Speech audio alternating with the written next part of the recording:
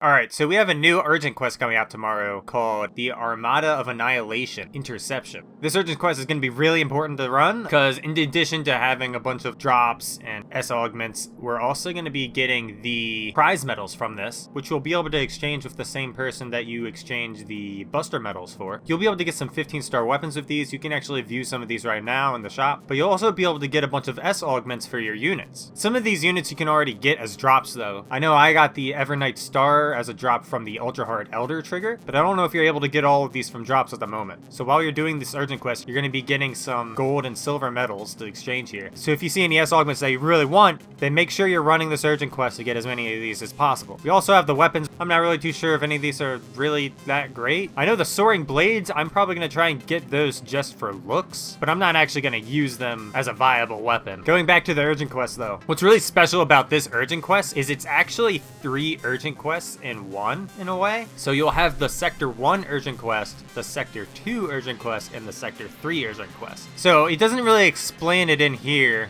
but if you look for Armada of Demise on YouTube, you can find some videos on the quest itself. So we're actually going to have this bar at the top that's filling up during the urgent quest time. Every 10 minutes, it's going to switch sectors. So for the first 10 minutes, if you were to accept the quest, that would be for accepting the Section 1 quest. During the second 10 minutes, if you were to accept the quest, it would be for the Sector 2.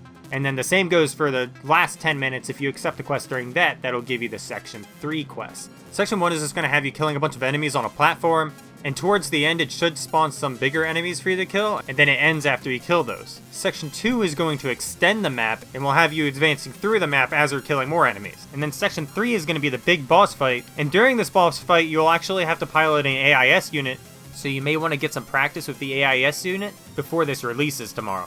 So another mechanic we're going to have to deal with related to this having 3 different sectors is the interception point. You'll be earning more interception points as you're killing enemies through the sectors, and the number of interception points that you earn will actually determine how many drops you get at the end of Section 3. The total amount of interception points for the whole ship will actually factor into a bonus at the end of the urgent quest that will give us bonuses towards great success when enhancing weapons and units. If you want to maximize the amount of interception points you get, you can actually run Sections 1 and 2 more than once if you're fast enough. If we actually jump over to the JP Wiki, we can see in the section about interception points, they talk about how you should be trying to run these sectors and whether or not you should repeat them or continue on to the next section. Since these sections are technically different urgent quests, if you just finished Section 1 for instance, and then the timer switches to Section 2, you cannot just retry and block, you'll actually have to re-accept the quest in order to re-accept the next sector of the quest. Because of this, there is a chance that if you were to get a third run on the first sector, that you may not be able to get enough people for a full run. So what this is saying down here is that if you're able to run the first sector a third time, this would actually be worth more points than if you were to run it 2 times and then the second sector 2 times. So in order to maximize your points, you're going to want to be trying to do 3 Sector 1s, 1 Sector 2, and 1 Sector 3. If we scroll down a bit more, we can actually see a little bit more information about the drops from this quest that you probably won't be able to find on the actual announcement. I'm not entirely sure if all of this carries over from the Japanese version of the game, but a good amount of it probably does. So the Basilisk series and the Dim series will be dropping from this. You should be able to already get these from other drops. Then we've got some 15-star weapons here. 2 of these are actually shown on the announcement page right now, that being the Double Saber and the Katana. We also have a 12-star unit dropping here, and while it's a 12-star unit and that doesn't sound all that interesting, if we actually look at what this unit is, you'll actually see that even though this is a 12-star unit, this has an S-class ability slot, and it comes with a glare ability factor. And I'm not entirely sure what Anjul Glare is. I'm pretty sure that's supposed to be Anga Glare. And this is actually really nice because it gives you striking attack and really nice defenses.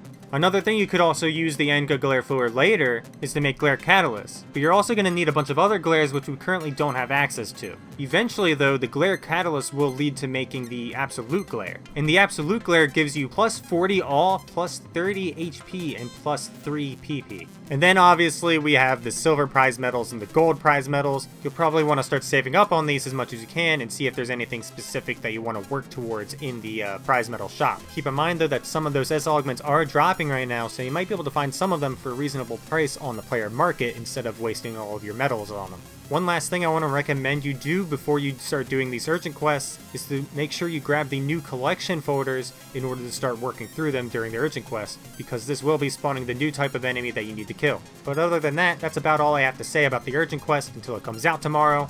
So if you liked the video and want to see more, please just like the video, leave a comment, and subscribe, and I'll see you in the next video.